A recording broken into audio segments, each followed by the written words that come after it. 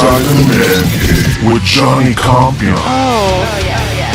Hey, put your finger in my fun hole. It's beautiful. Graphic language will be used throughout this show. You have 10 seconds. We are enjoying lots of sex, drugs, and rock and roll. Now we ready to roll. Inside the Man Cave with Johnny Compian. Game over, bitches. Welcome to hell. Prepare for your first beating.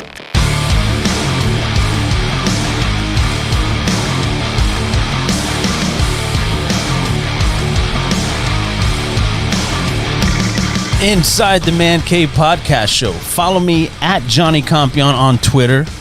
Like and subscribe to my YouTube channel, Inside the Man Cave podcast show. And follow me on IG, Facebook Meta, and TikTok. Man, oh man.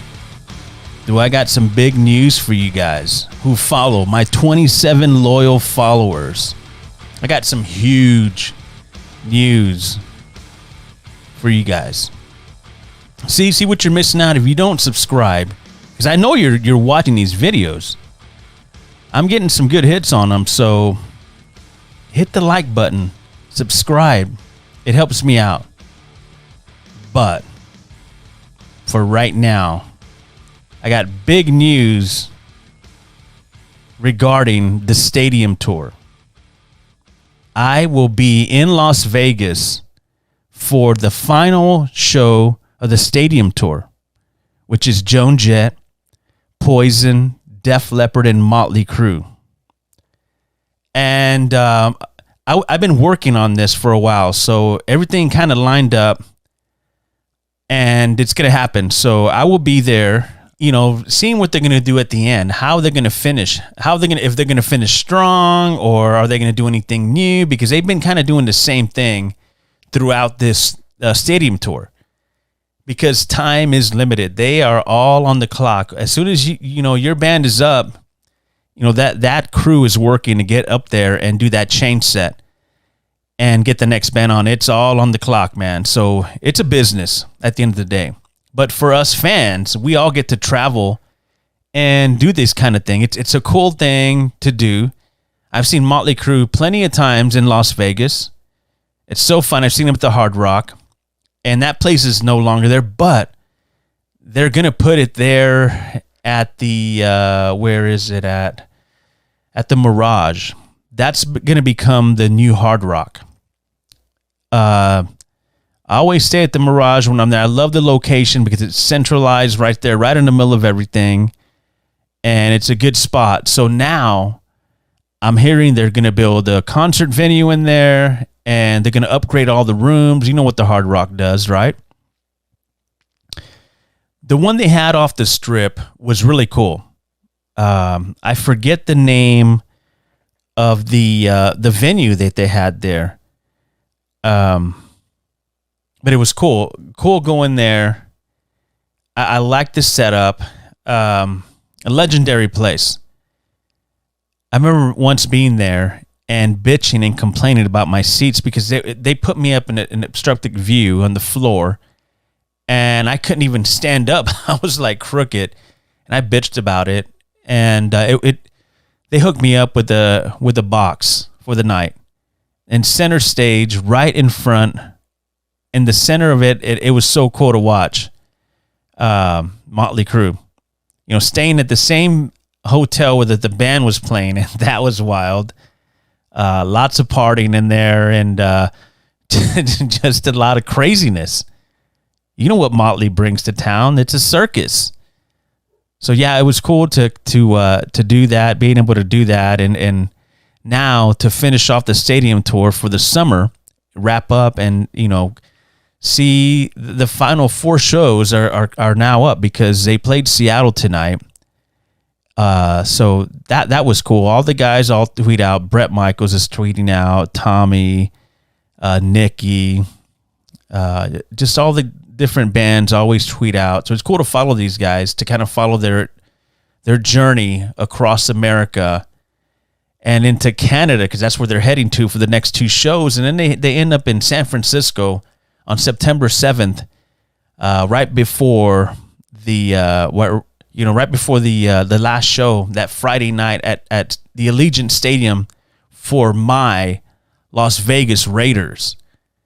It's going to be cool to check out the venue. I've been trying to watch a lot of video on that and learn. They got so many cool things in there, so many cool restaurants, so many good restaurants. So it'll be hopefully it'll be a better experience than I had in San Antonio at the Alamo Dome, at the shit zone. That place was just horrible. I can't get my point across to these people here, because it's crazy how you can upgrade a couple of those concession stands and do more for that place. You got so many things coming up. You know, you got UTSA football coming up in San Antonio, the Alamo Bowl, just all these events, and you can't seem to you put the what did they upgrade? The scoreboard and some other stuff that, dude, you need to do more than that. Look at these. If you want to bring an NFL team and you present that to them, they're going to laugh at you. They're all going to laugh at you. I mean, come on. Let's be serious, right? Yeah, watching video of the Allegiant Stadium in Las Vegas, it's a really, really cool to see, because, man, what do they got? They got a couple of places there that are really nice to watch concerts.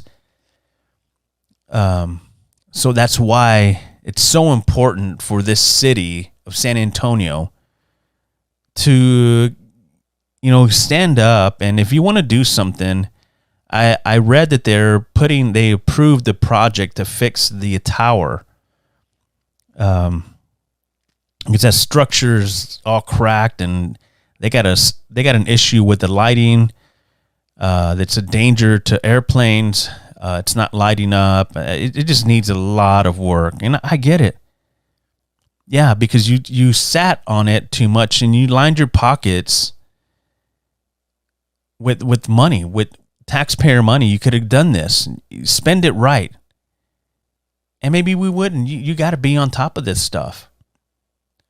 And you wouldn't have to get all that money. I don't want to mention the number because it's a big number and it just pisses me off, being a part of this city of San Antonio. But yeah, it's frustrating. And I vent a lot on this podcast. That's why I have it, right? To vent and kind of bring up some of the topics that some people won't touch. Yeah, some people that have way bigger platforms than what I have. I got nothing. I'm sitting in my man cave, kind of just blabbing. I come on here and I talk about a few things. People look and look at my videos and listen to my podcast, but they don't have anything to say about it because everybody's just kind of like following in line. And they I guess they accept it. They enjoy that. I mean, the city of San Antonio is behind on a lot of stuff.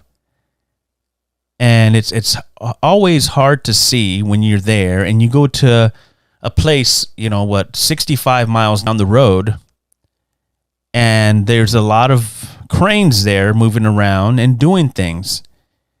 The skyline looks beautiful there, and I'm talking about Austin, Texas. I always bring that up because it's true. It's true how, Austin is, they make things happen. I mean, you drive down Congress Street and it's changed. So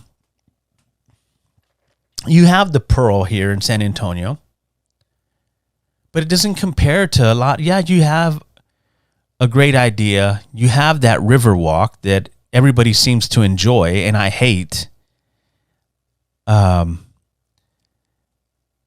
You do have a lot of potential in this city. So, kind of get off your ass and do something. Do something for the city to keep it going and keep bringing in, people coming in instead of for these conventions that you see and you hear about. But I don't know about lately because of all the stuff that's been going on in the world, how things have changed. Things change. People lost a lot of money left and right. A lot of cities are hurting. Yeah, I get it. I get it.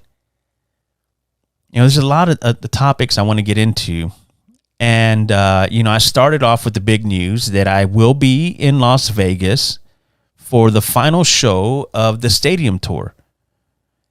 Very happy about it. I'm fired up. So next week at this time, I will be in Sin City. And it's going to be cool because that Thursday night, I will be there, and they got a football game that Thursday night. So it'll be cool to be in Vegas for some football, right? So yeah, it's going to be crazy. It'll be an adventure. I'm going to try to get a lot on video for you people to see the day-to-day trouble I can get into. Let's see what I can get into on a daily basis leading up to the show. Because it'll be a quick turnaround. It'll be like boom, boom, back in San Antonio. So it's always fun to do things like that, be spontaneous, and just get up and get a plane ticket and head out. Go into the trenches, man, and enjoy yourself, right? It'll be very interesting to see how the final show in Las Vegas is going to go for Mötley Crüe. And yeah, I was talking about other things, but it led, I was talking about stadiums, and, it just kind of fired me up. I'll do that. I always said, I'll go off on a tangent sometime, but you got to follow me. So yeah, I opened up with the huge news that I will be going to Vegas, Sin City, for the last Mötley Crüe show.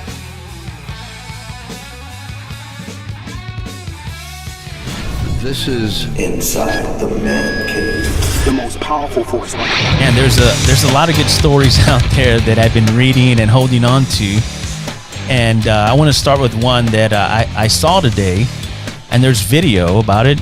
I probably could just get you the audio. Just listen to this audio. Southwest flight bound for Cabo almost didn't make it off the ground because someone kept airdropping nude photos picked up by the pilot's phone. Take a listen. So here's the deal. This continues while we're on the ground. I'm going to have to pull back to the gate. Everybody's going to have to get off. We're going to have to get security involved. And it's vacation that's going to be ruined. So you folks, whatever that airdrop thing is, quit sending naked pictures. Let's get yourself to Cabo. That is hilarious. You see that, and this pilot is like threatening to turn the plane around if passengers don't stop exchanging nude pictures. And this airplane is a Southwest airline airplane, and it's heading to Cabo. So like he said there, it's like, hey, I don't want to ruin everybody's vacation, but if you don't stop doing what you're doing, I'm going to stop and turn around, go up and get security and make everybody get off the plane. I'm going to ruin everybody's vacation. I mean, what a jerk. What a jerk. It's because somebody got an airdrop of a nude picture from somebody on the plane, and they didn't like it. So hey, you know what? I just got a picture of that lady that was sitting in front of me right before I boarded the plane. She was trying to airdrop. I denied it, but I'm letting you know she needs to stop. It's like, so they have to go rat, right? Dude, just shut up and deny it. Or whoever you are. If it was vice versa, I don't know the full details on it. And there's no pictures.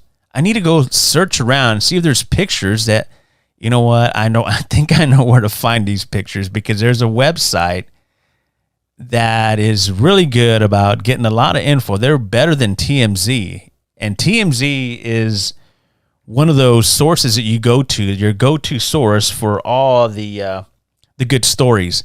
But they kind of censor stuff. This site that I'm talking about, they don't censor anything. I was a producer for radio shows, and I always use this website because I always knew I would get the dirt. That I always put the good stuff that you're not getting on the normal feeds that you get. They kind of go up, above and beyond to get you more and more, which is good, right? So I'm going to look for those, and hopefully I can post them and we can see some of this. Was it a male or was it a female? What would you do in that case if you were on your way to Cabo, right? And you're sitting there, you've already had a couple drinks, and you're like, you're sitting in your seat, and you see like, whoa, wait a minute. Really? Okay, except, let me see this. And then I guess the person, okay, well, let me send you one of mine. Okay, here you go. What would you do?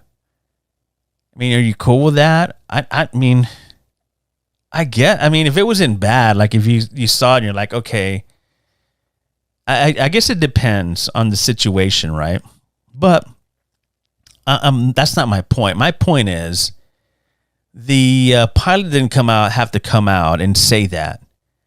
Come on, we're not kids. Don't treat us like kids. I hate that. Don't do it. I'll turn this damn bus around. That'll end your precious little field trip pretty damn quick, huh? Don't be a dad. Okay, I'm going to turn around this. Come on, stop. And then the snitch. Oh, let me tell the story with whoever. Let me tell somebody. Let me tell the flight attendant that I'm getting nudes from this, whatever, a male or female passenger. Dude, come on. Loosen up a little bit. I thought that was so funny. You tweet at me at Johnny Compian and tell me what you would do. If that happened to you. This is Inside the ManCave. According to a survey, these are the top happiest travel destinations in North America. I like to get in some of these polls, right? Number 1, where I'm going, Sin City. Number 2, New Orleans. New Orleans is cool. I like New Orleans. They got a lot of good places to eat, good nightlife.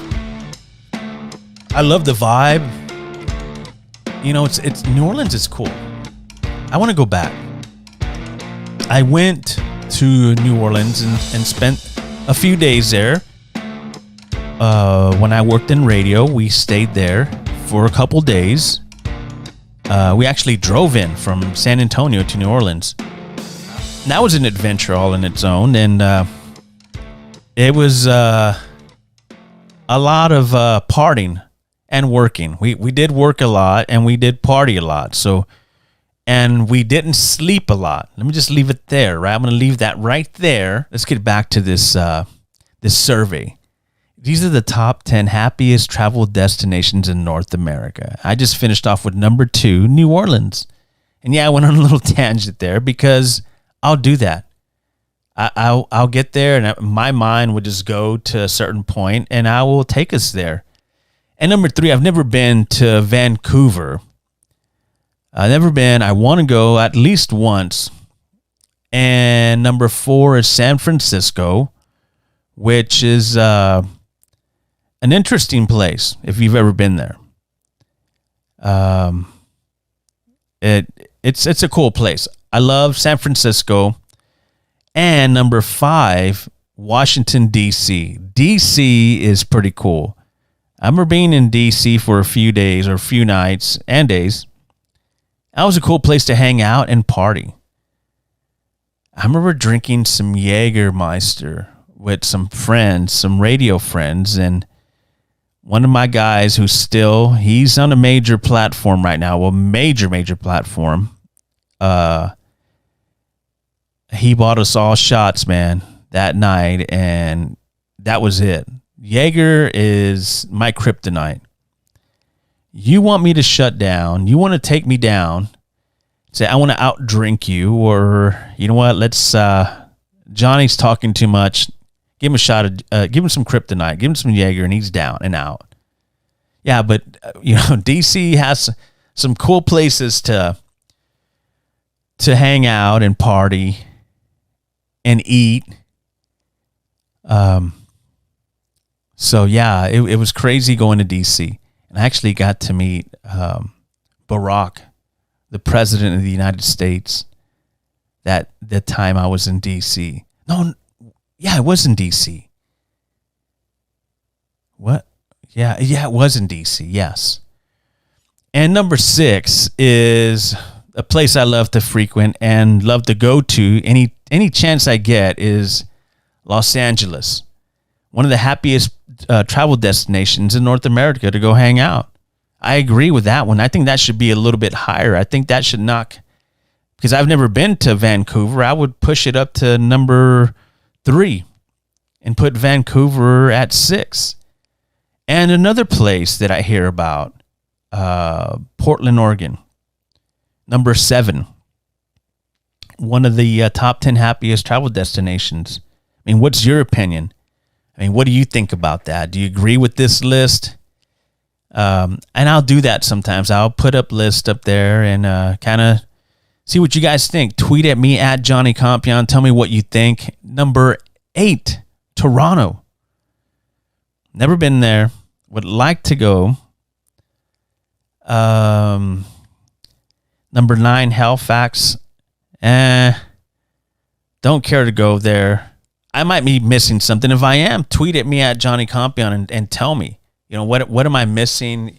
You know, they're like, dude, that's a good place to go do this, or that's a good place to go do that. I don't know, because I've never been there. And number 10, a place that I want to go to, that I've never had an opportunity to go to, but one day soon, you know what? That would be cool to ride in, to do a motorcycle ride. Grab a couple friends who ride and cruise into Nashville. I don't know. So there you go, the top 10. Now adjust the volume control so that the sound can be heard in all parts of the room. This is Inside the Man Cave. There was another story I ran across on Twitter, and I thought it was hilarious because you think about this, because I used to smoke cigarettes as a youth growing up. That was one of the things that I gravitated towards, because all the younger kids, you know, my age, were smoking cigarettes. We would go up and, you know, buy a pack of Marlboro 25s, and, you know, that was our thing growing up. And I think as I got older, I went through a period of time where I didn't even think. I was like, what the hell am I doing? I'm smoking these generic cigarettes because I don't have Marlboro. What is wrong with me? And I just said, you know what? Screw this. I'll never touch another cigarette in my life. I think I did it like a few years back, maybe more than like 10 years ago. I think I was at an Ozzy concert, and I was with a group of friends, and we were hanging out and drinking, and somebody was smoking. I was like, hey, let me get a cigarette. And everybody kind of just looked at me like, what the fuck? Because that group of friends never saw me smoke cigarettes. I'm like, the first hit was like, whoa. I mean, it hits you pretty good. Yeah, I loved this. And then even when I was working, you know, you would go outside and, we'll go get a cigarette. Yeah, especially when I was working at night. Working overnights, you would stop before you could get a pack of cigarettes. You do your work, your production, then you would go out and smoke a couple cigarettes. Everybody's like hanging out and talking, kind of talking about the weekend or going into the weekend or kind of. And it was cool because at that time, you know, I was working at nights, and it was interesting because I had some good friends that we smoked cigarettes, and that was the only time we got maybe 5-10 minutes of smoking. And sometimes you wouldn't say nothing. I remember in the beginning, you would hang out and you wouldn't say anything. You kind of were just like, you smoke your cigarette and you put it out and you walk inside and you go do your work, and nothing would, and all of a sudden you start making friends with smoke, and you'd be out there at the same time, you know, cold, raining, whatever, you were out there smoking. Because that's what we did. I couldn't see I can't stand the smell now. You know, I'm glad that when you go to restaurants, they don't allow it, because I remember at one point they did allow smoking in restaurants and just different places. Now you can't do that. It's weird because you rarely see people out there smoking. People are they don't do that. They don't partake in cigarette smoking anymore. So it's cool that it's changed, but there's still a lot of people who love to smoke. There was this article. It's called "The Future of Cigarettes and Marijuana," and it says marijuana is outpacing cigarettes for the first time in the USA. So more people are using marijuana. We're smoking marijuana instead of cigarettes. They prefer marijuana over cigarettes, because in a lot of the states in this country, you can get marijuana legally, but not in the state of Texas. It's illegal. I mean, you got CBD, hemp is legal. There's some places that they allow medical marijuana. So it's hard, for people in this state to kind of partake. I remember when I was in LA, I was hanging out at the Rainbow, and I asked one of the bouncers there, "Hey, where can I go buy?" He's like, "Dude, they don't have it anywhere on Sunset Boulevard." And it was weird. It's like, why wouldn't they have it on Sunset Boulevard? But he's like, "Hey, there's a place right across from the whiskey, right?" And these things are kind of sketchy, right? So you're like, okay, I'm already like 6 beers in. I could use a little bit of pot. I don't want to mellow out too much, but I can use a little bit of pot to kind of, chill me out a little bit. I'm a little bit tense and tired. Just want to relax a little bit. So I take this bouncer's advice and go down and go to this place. He's like, they only take cash. They only take cash, and go up there. It's the second door, the building on the corner. Go around behind the building and knock on the door, and they'll let you in. So I did that, and this guy comes up. He's like, "Yeah." I said, "Hey, I'm here to do get this and that." He's like, "Oh, come on in." So I'll go down. It's like a basement area. Go down there, and that's where you bought gummies or whatever, or a pen. And you can go in there and go back into the bar and then do whatever. You can't do that in a lot of states. A lot of people getting in trouble for still carrying, small amounts of marijuana in this state. They get shaken down, go through a lot of stuff, go through the process, and they're lightening up on some of the laws, but still it's still up there, and it's still, the governor of this state. Him and his cronies, Dan Patrick, and all these other, just go. I don't even want to say these people's names. I don't even want. Anyway, as long as we have them at the helm, that will never happen, because there's a lot of things that I could bring up, and on the reason why we can't get over that hump, and it will not happen. We will probably be the last state that goes legal. They'll be forced into it, because that Colorado and some of these places in California, they're allowed to make money and to bring jobs, and they cash in and use that tax money to do good things with it. And believe me, they make a lot. I don't have to tell you that. You know that. As an American, you know how much taxpayer money they get from the marijuana and the hemp. You would think that this state would jump on it.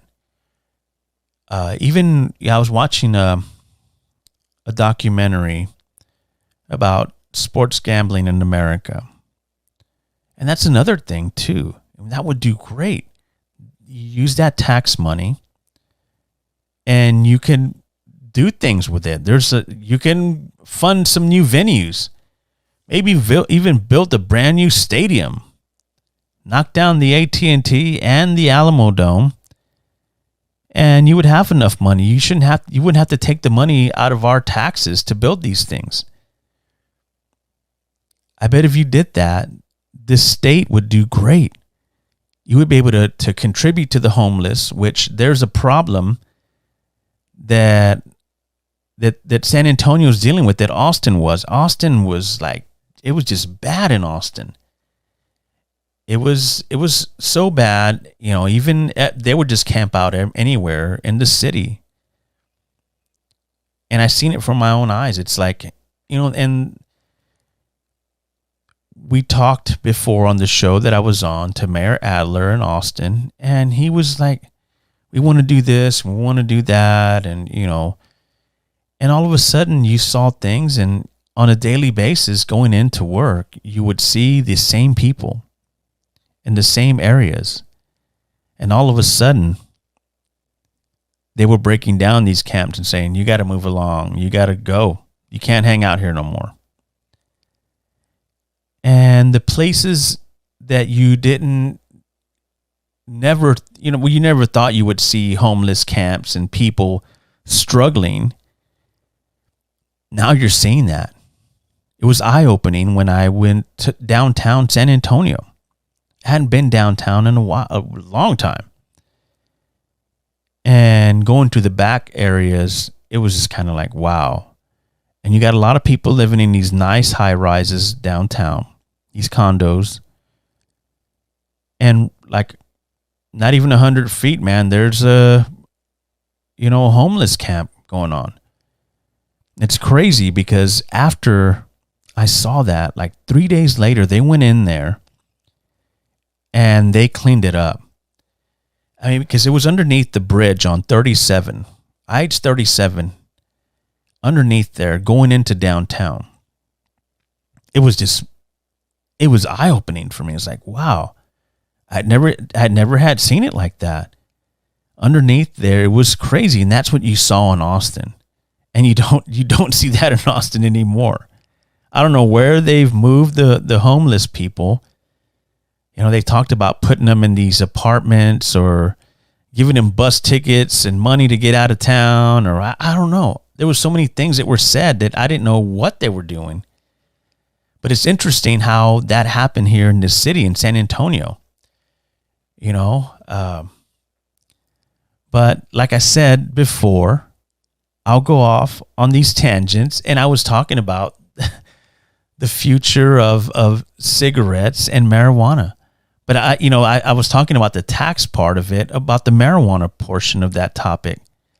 How you can, this state would be able to tax the sale of legal marijuana in this state, because it would sell on a weekend. You could probably you would be able to help out a lot of these homeless people, or build these new areas and help out the food bank and help out other places in order to have better resources in our city, right?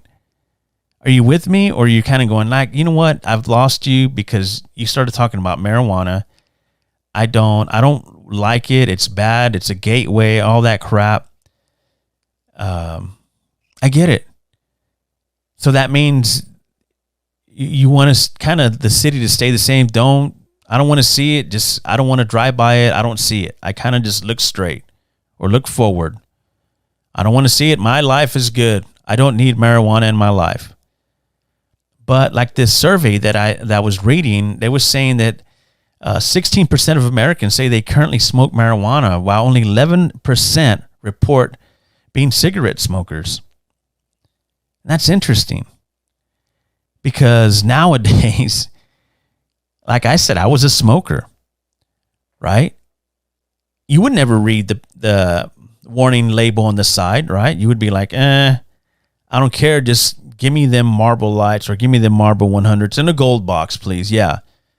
Give me that. And I don't care what the warning sign says. I don't really care. Well, now people are dying and left and right from cigarettes. It's destroying people's lives. people still do it. They enjoy it. Some people can't function without that. But there's everybody has their own vice. I'm not trying to preach to you and tell you how to live your life or what to do. I'm just telling you that there's a way to kind of everybody like realize what we're missing here. And it's about money. We need money to make things better for our city, for the people, to create jobs, right? More jobs, more money, more cranes downtown, more buildings to help. And you see a lot of stuff being just abandoned. It's very, very sad. I mean, what can we do to help? I mean, I'm for it. The nationwide legalization is way overdue. Way overdue. Let's get with the times. Let's get with the times. Let's do this right. There's a lot of people fighting out there for it. You see a lot of people, on Twitter from other cities. There's, especially like Seattle. There's a guy that I follow from Seattle, and he used to have a reality show. This guy is fighting. He goes into South by Southwest, and he will go in there and he will bring facts, man, on, how he dealt with it and still trying to fight the good fight. And I love those people that will never give up. I wish I had that kind of following in order to get the word out, so people could realize that, having something like that, like legal gambling and legal marijuana in our state could help us, could help this state out a lot in a lot of different ways. A lot of different ways.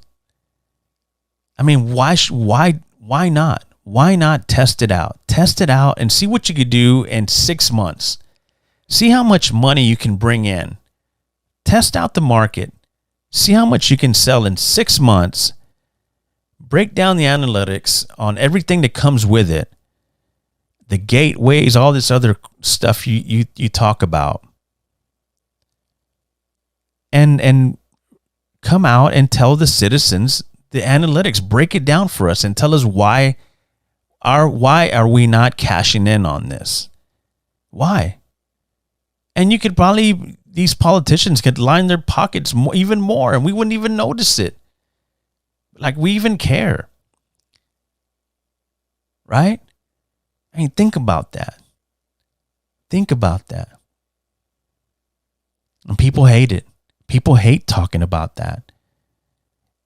And like I tell friends who live in legal states, like, dude, this is great. Like, you live 2 blocks from a dispensary. You want to partake. You had a long week. The boss is yelling at you. Your wife or your girlfriend is pissed off at you, and you just like, you know what? I just want to have a glass of wine and, take a gummy or an edible and hang out. I feel so bad for people that could use it to relax from anxiety. There's so many things that are on the table for this that we don't see. We just overlook it because it's bad. There's still these old ways of thinking. That's a gateway drug. Marijuana, the burning weed with its roots in hell. Let's kind of open our eyes, people. Open our eyes in Texas. There's so many things that we can be doing in the state to better it.